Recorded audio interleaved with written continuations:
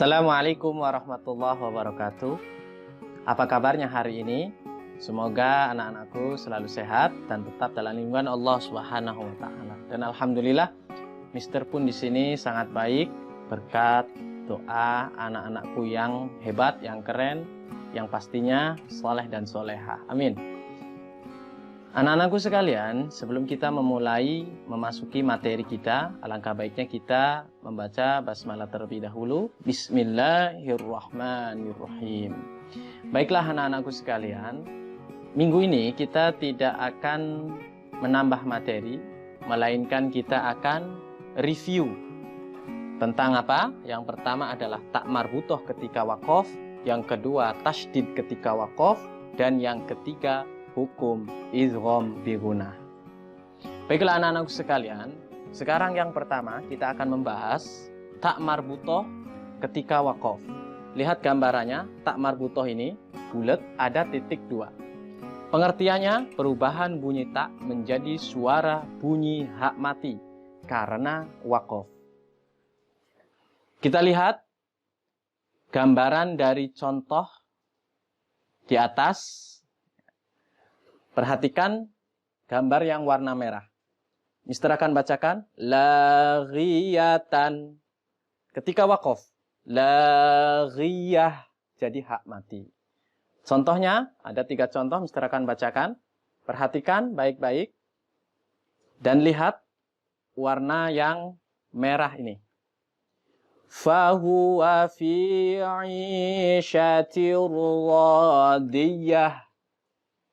Hal ataka hadithul ghashiyah fiha sururum marfu'ah.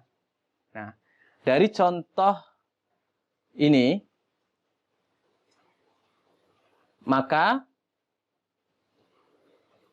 tak marbutoh ini ketika wakof berubah menjadi hak mati semua. Baiklah. Pembahasan yang kedua, tasydid ketika wakof. Tasydid tandanya seperti ini. Pengertiannya adalah tanda baca harokat yang berbentuk mirip dengan huruf W atau kepala dari huruf sin. Atau yang kita sebut atau yang kita kenal bahwasanya tasydid itu adalah huruf double. Kita lihat contohnya dan ada gambaran di atas, contoh dari atas tersebut. Mister akan bacakan dan lihat tulisan yang berwarna merah ini. Asal katanya minal masi.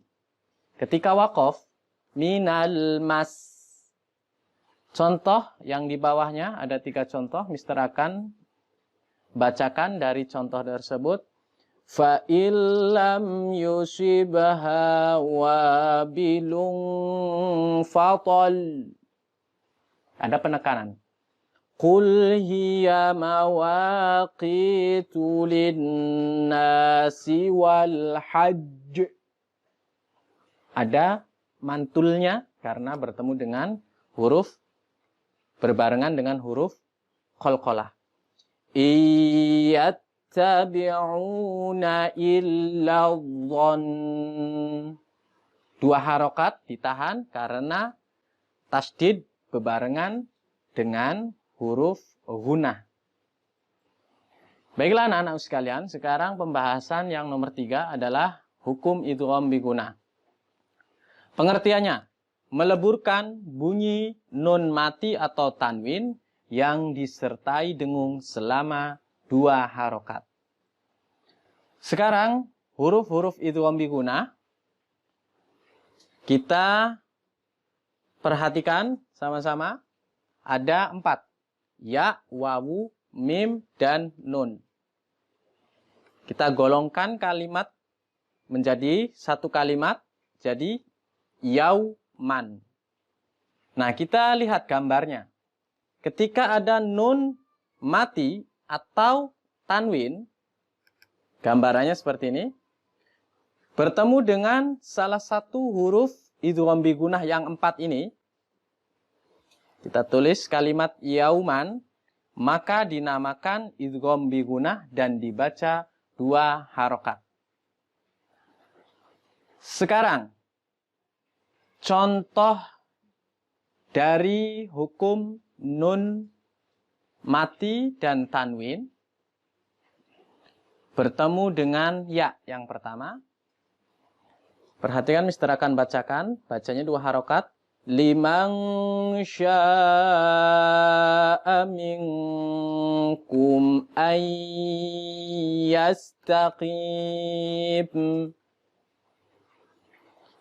Wailu yawma idzil lil mukadzibin. Nun mati bertemu dengan ya, tanwin bertemu dengan ya. Sekarang contoh dari nun mati dan tanwin bertemu dengan huruf wawu. Mister akan bacakan. Haitsu sakantum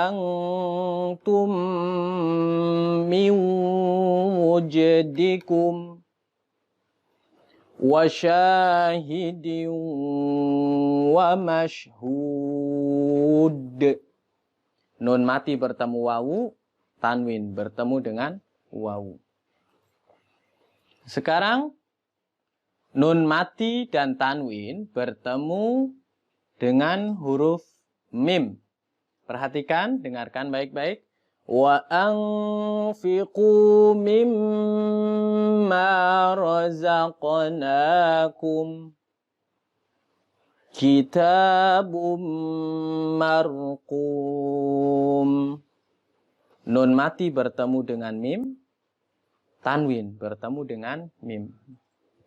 Sekarang yang terakhir dari contoh nun mati dan tanwin bertemu dengan nun. Perhatikan, dengarkan. Fadzakir in nafa'atiz dzikra amilatun nasibah. Ya. Nun mati bertemu dengan nun.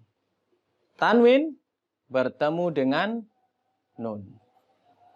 Pengecualian, anak-anakku sekalian, ya, kita ingatkan kembali bahwasanya di dalam hukum idgham bi gunnah itu ada pengecualian bila nun mati bertemu dengan huruf idgham bi gunnah dalam satu kalimat atau satu kata, maka akan dibaca idhar. Dibaca dengan jelas idhar itu. Perhatikan, di sini hanya nun mati, tidak ada tanwinnya. Ya, dalam satu kalimat, maka dibaca dengan jelas. Contohnya, Mister akan bacakan, di dalam Al-Quran hanya sedikit sekali. Ya.